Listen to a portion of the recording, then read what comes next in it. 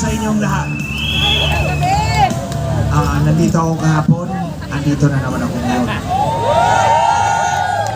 Sinabi ko kahapon na nandito ako dahil may issue ako laban kay Marcos. Nagsilbi ako sa kanya ng 6 na taon, di ba? Tinulungan ko sila dahil dinaya nga sila ni Smartmatic noong 2016.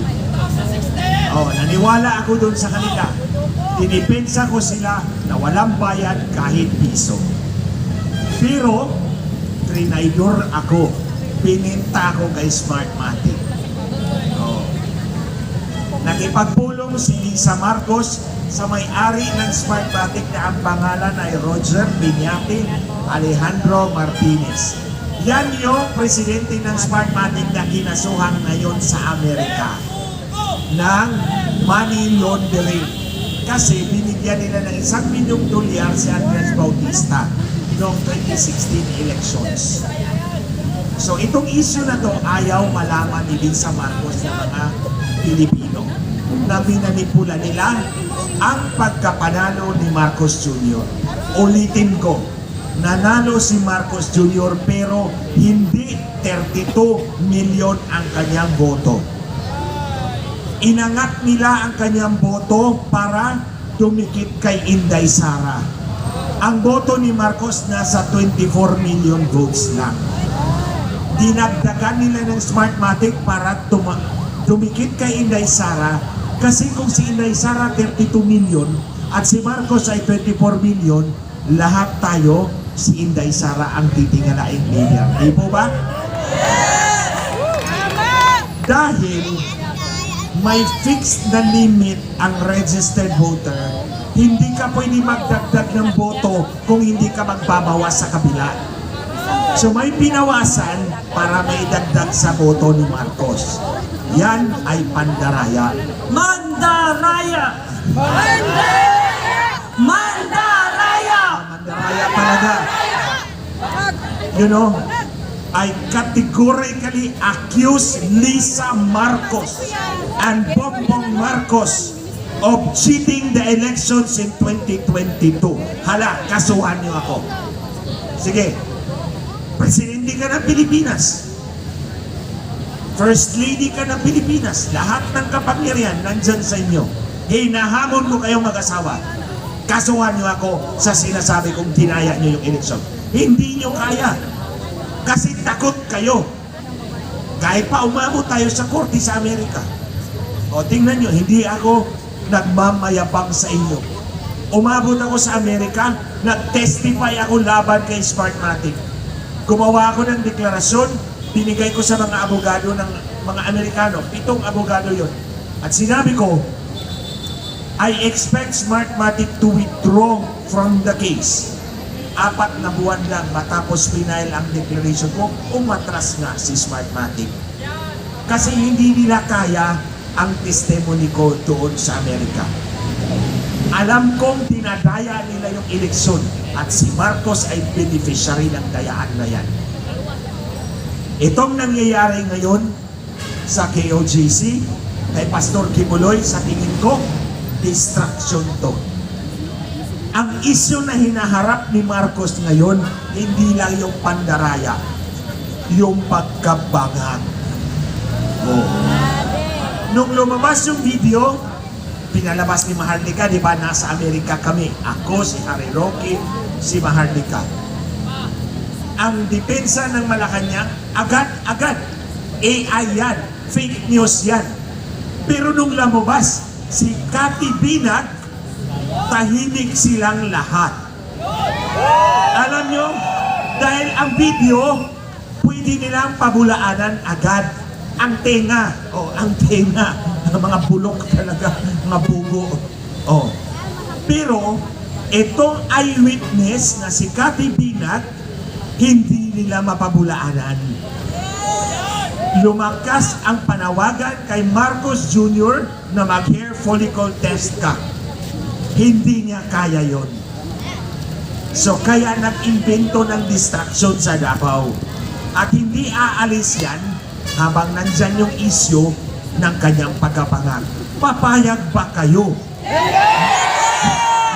Sandali lang, hindi pa ako natapos. Papayag ba kayo na ang mangungulo, ang mamumuno ay drug addict? Ulitin ko, ayon sa testimony ni Cathy Binag, eyewitness account yan, inalok siya ni Lisa Marcos ng cocaine. Do you want it? Oh. So si Lisa Marcos ngayon ang national drug pusher.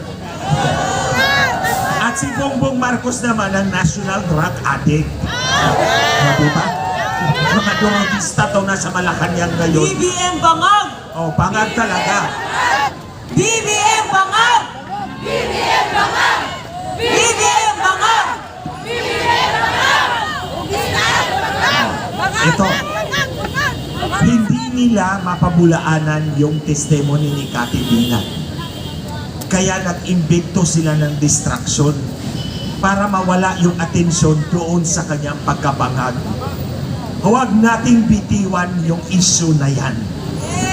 Kasi, ganito yan mga kababayan, lahat tayo na ordinaryong Pilipino, umaasa tayo na babago ang buhay ng bawat Pilipino. Kayo at ako. Gusto natin na mas maliwanag na kinabukasan ng ating mga kabataan. Di po ba? Paano natin makamit yan? Makakamit natin yan sa pamamahalaan, sa pamamagitan ng pamahalaan. Ang pamahalaan, is the one that lays down the policy. Sila ang nagpapatupad ng polisiya na mag-create ng opportunities para mabago ang buhay ng bawat Pilipino, para umasenso kayo.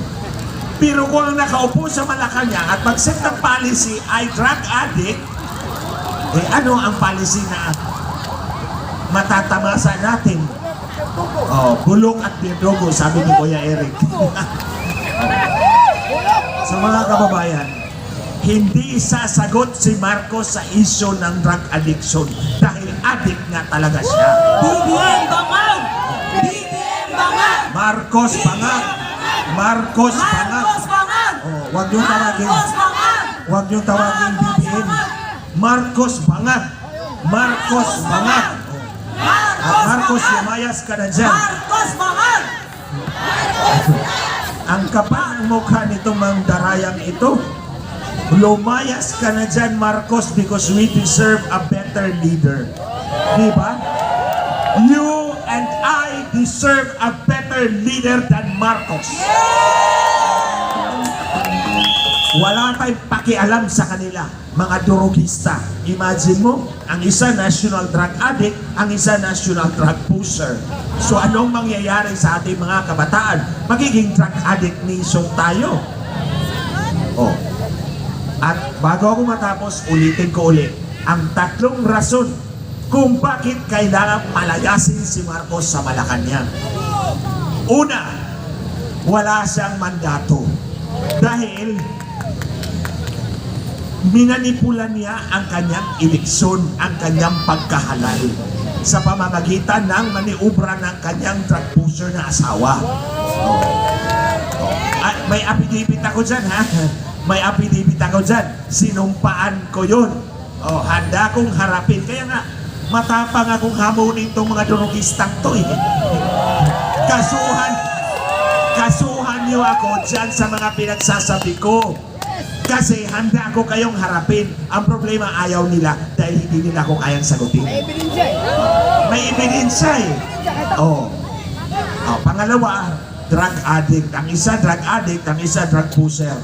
Oh, may credible evidence tayo dyan. Eyewitness account yan. Pangatlo, mamanipulahin uli ang ating halalan sa 2025. Oh, kung mamanipulahin nila sa 2025 ang ating halalan, hindi sila pa rin ang nasa kapangyarihan. Oh, papayag pa kayo? Oh, papayag pa kayo na mga drug addict ang maghari-harian sa ating lahat?